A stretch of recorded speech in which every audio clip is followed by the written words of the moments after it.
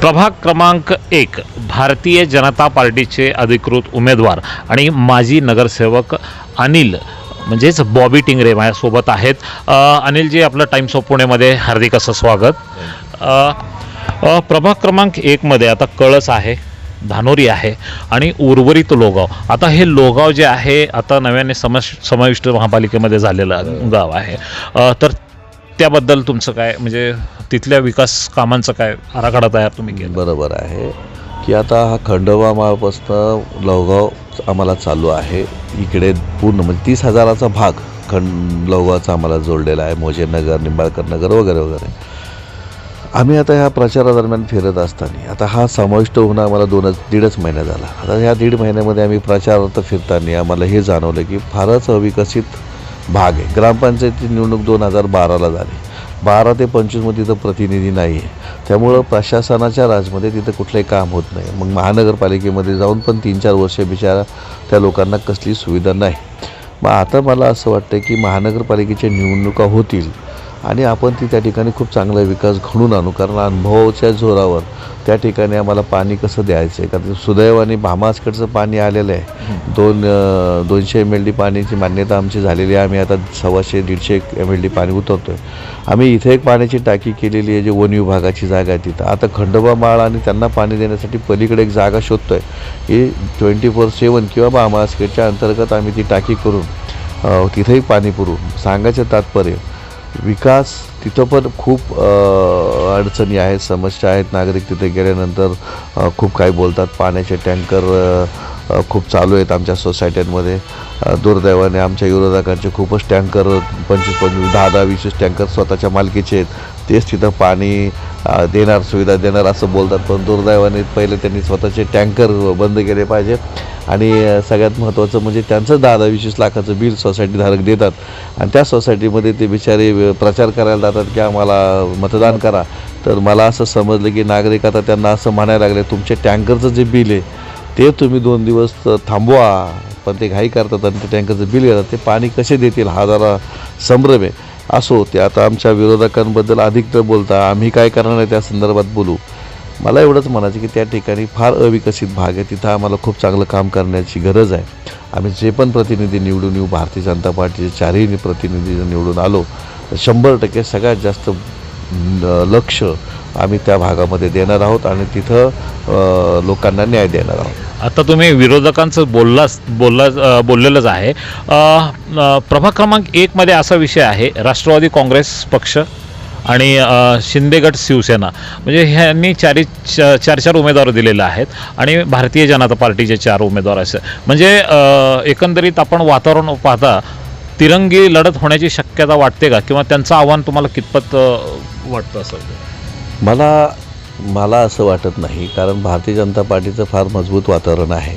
मागच्या वेळेस मी 21,000 मतं मला मिळाली. मी मोठ्या मतदेखील निवडून आलो होतो. आतासुद्धा जो भाग आम्हाला आलेला लवगावचा तोसुद्धा भारतीय जनता पार्टीच्या विचारधारेचा आहे. माझ्यासारख्या कार्यकर्त्यावर विश्वास ठेवण्याची सगळ्या लोकांची धारणा आहे, इच्छाशक्ती आहे की हा उमेदवार आपलं हे आणि हे याचे बाकीचे 3 उमेदवार चांगलं काम करते. माझ्याबरोबर संतोष लाला खांदे पाटील, त्यांच्या पत्नी पण आहेत, त्यांचं पण खूप चांगलं, ते सरपंच राहून त्यांचंही काम तिथे चालू आहे. बाकीचे भंडारी ताई आहेत, त्यांचे मिस्टर नगरसेवक होऊन गेलेत.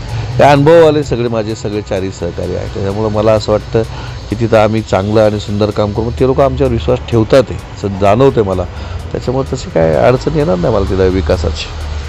अनिल बॉबी टिंगरे म्हणजे एक तरुणांच्या गळ्यातला ताईत मानलं जातं. त्याच धर्तीवर आता जे तरुण बेरोजगार आहेत त्यांच्याबद्दल तुमचा काय अजेंडा असणार आहे? चांगला विषय आहे हा. कारण मी दरवर्षी माझं हे बघा, प्रत्येक वर्षी मी नोकरी महोत्सव असेल किंवा जेवढ्या कंपन्या आसपासच्या त्याच्या HRच्या मेल ID माहिती, प्रथम श्रेणीपासून तर 4थी श्रेणीपर्यंत ज्या जागा भरायच्या आवश्यकता वाटतात मला, तिथं माझ्याकडे आलेल्या 30% 40% लोकांना मी नोकऱ्या मिळवून देत आलो आहे, देत राहील. आणि भविष्यामध्ये सुद्धा अशा काहीतरी योजना नेहमी सातत्याने राबवत जाईल, ज्याच्यामुळे तरुणांना त्या ठिकाणी रोजगार उपलब्ध होईल, जॉब मिळेल, नोकरी मिळेल. तर त्याचं एकच साधन आहे की असं नोकरी महोत्सव करणे किंवा चांगल्या कंपन्याच्या HRशी संपर्क ठेवणे, बोलणे आणि ह्या लोकांना आपल्या भागातल्या लोकांना त्या ठिकाणी जॉबला लावणे. आणि मी भरपूर लोकांना कामाला लावलं आहे. मला रेकॉर्ड जर विचारलं तर खूप चांगले कार्यकर्ते आपल्या भागातल्या लोकांना कामाला लावले. असे जॉब फेअर मी कितीतरी घेतले. विरोधकांचा एक आरोप असा आहे की धानोरीमध्ये गुंडागर्दी म्हणतो आपण, ती खूप प्रमाणात वाढलेली आहे. मला वाटतं प्रश्न विचारणाऱ्या जर तसे असतील तर मग आता उत्तर मी का द्यावं. मला सांगा की आमच्या 25 वर्षाच्या कालखंडात आम्ही कोणाला एक शिवी नाही दिली किंवा कोणाशी रागूनसुद्धा नाही बोललो. आमचं एवढं जर नम्रतेचं वागणं आहे तर आमच्याकडनं तर असल्या चुका होणार नाही. पण जे समजा गुन्हेगार असतील, जरा व्यसनाधीन झालेले मुलं आहेत, तरुण मुलं आहेत, त्यांना आम्ही समजून एक तर सांगायचा प्रयत्न करतो, नाहीतर मग पोलिसाचा खाक्या दाखवतो. त्यांना प्रसंगी खूप मुलांना आम्ही पोलीस कंप्लेंटमधून उचललेलं आहे. त्यांना तिथं सूचना देण्यात आलेल्या आहे. काय 18 वर्षाच्या आतील जर मुलं असतील, अल्पवयीन मुले असतील, त्यांनाही सूचना दिलेल्या आहेत, समजून सांगायचं काम केलेलं आहे.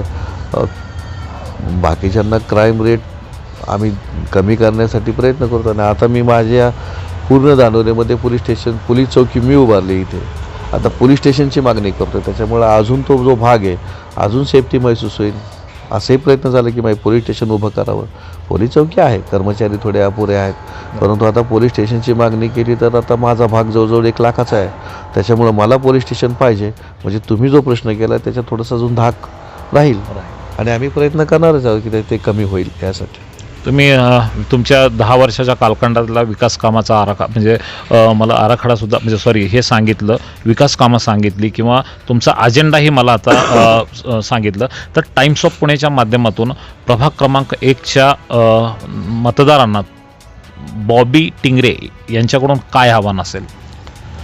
आपण सर्वमत माझ्या प्रभाग 1च्या नागरिकांना नम्र विनंती करतो की येणाऱ्या 15 तारखेला एका चांगल्या कार्यकर्त्याला, नम्र कार्यकर्त्याला, 25 वर्ष एकदम सरळ साध्या पद्धतीने राहणाऱ्या, सगळ्या लोकांमध्ये सामावून असणाऱ्या कार्यकर्त्याला संधी द्यावी. पुणे महानगरपालिका नगरसेवक जो असतो तो नगरसेवक फक्त विकासासाठीच बांधील असतो. बाकी सगळ्या गोष्टीला काही संबंध नसतो. तर विकासाच्याच अजेंड्यावर आमच्या 4ही नगरसेवकांना निवडून द्यावं आणि आमच्या 25 वर्षाच्या मागच्या राजकारणामध्ये आम्ही कसे वागलो आहोत, कसे कामं केले आहोत, ह्याच आधारावर निवडून द्यावं, एवढंच माझी नम्र विनंती. धन्यवाद दादा, तुम्ही टाइम्स ऑफ पुणेला वेळ दिल्याबद्दल. कॅमेरा पर्सन स्नेहा कुलकर्णीसह मी bureau chief Satish Rathod, times of Pune. धन्यवाद. आपण हा रिपोर्ट पूर्ण पाहिल्याबद्दल शतशः धन्यवाद.